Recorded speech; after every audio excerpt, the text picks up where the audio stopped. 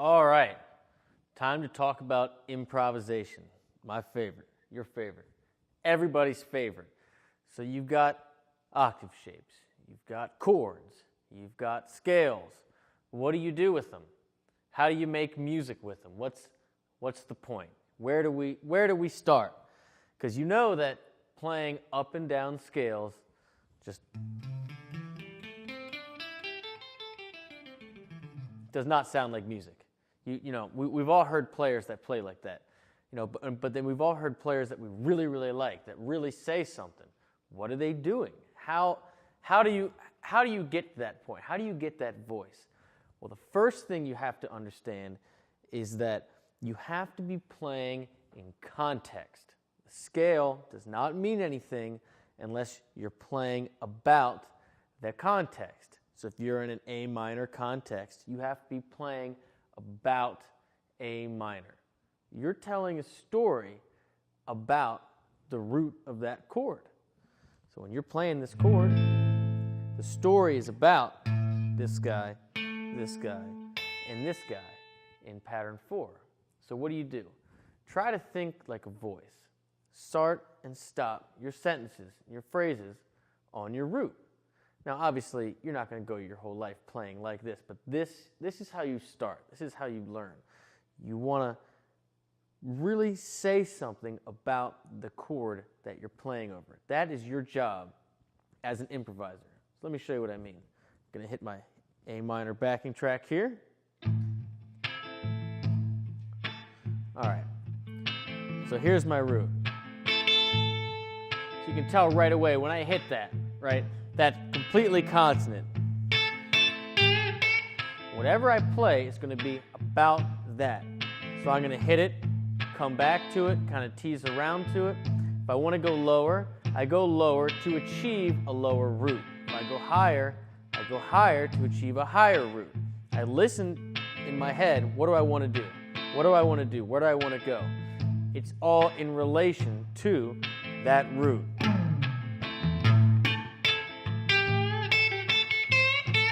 So it can be nice and simple.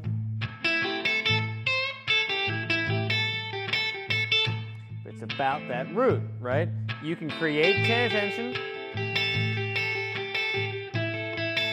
resolve tension.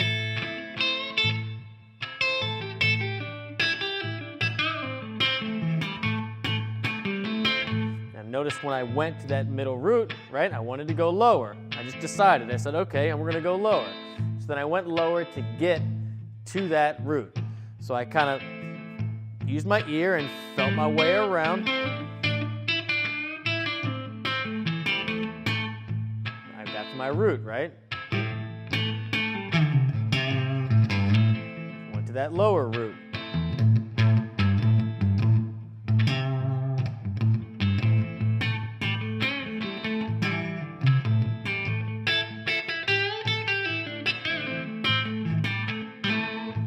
So when you go up and down the neck, same thing. You're connecting patterns, the same way we connected our octave shapes.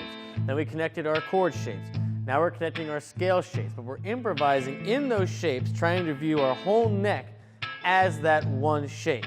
And it's subdivided by those roots. And so you're going from one section of the neck to the other, focusing on the roots, telling a story about those roots. So I want to see you connect up and down the neck in A minor, and start with this. Start with pattern 3 to pattern 4 to pattern 5, and try to connect this section of the neck. And then add 2, add 1, and then you'll have all 5. And then it just repeats up here.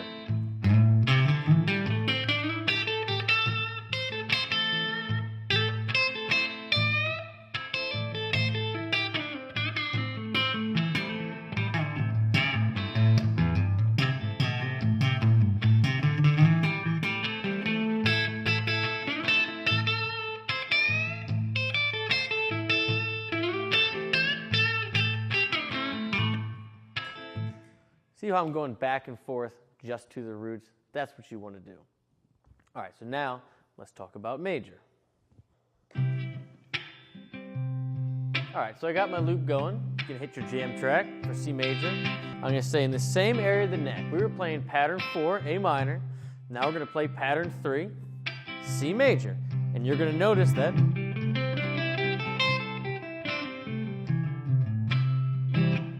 play the same pattern, but sounds major. So I'm going to make something up, right? I'm going to improvise. What am I going to do? I'm going to focus not on my A's. Didn't sound right, did it? My C's. That's consonant, right? That's your focus. I'm going to play about and at those roots. I'm going to make sentences that start and end on those roots. I'm going to create and resolve tension as it relates to C's. So again, I'm going to connect a few patterns here to work out this spot of the neck, right? So it's going to be pattern 2, 3, and 4 in C to think about this whole section of the neck in C. If I want to go higher, it's to reach a higher C. If I want to go lower, it's to reach a higher or a lower C. When I get there, I'm going to say something about that C for as long as I want, and then I'm going to go to another C to say something about that. But you're seeing the whole neck in C.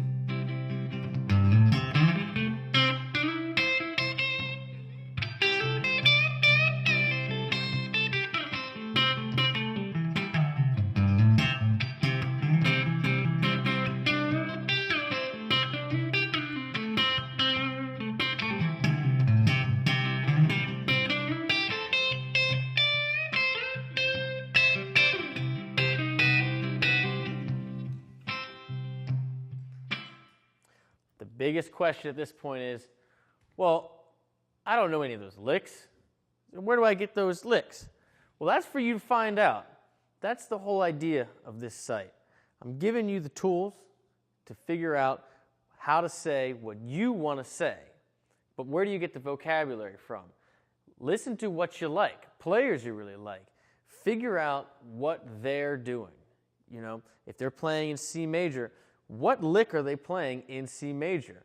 And you're going to find out probably that, you know, when they resolve that tension, when they really get to that point that really drives it home, it's because they went back to the root. And everything that they're doing is about the root of the context they're playing over. So really, you know, look at some tabs. You know, when you take private lessons and you play with other people, figure out the solos to the songs of the players that you really, really like, and then dissect it. Say, okay, they're in pattern 2 for this. Then they go into pattern 3. When they go up to this pattern, what root are they trying to achieve? What are they trying to get to? And when they get to that root, are they just teasing around the root? Are they creating tension? Are they resolving tension? What are they doing about the root? What is the story they're telling about the root?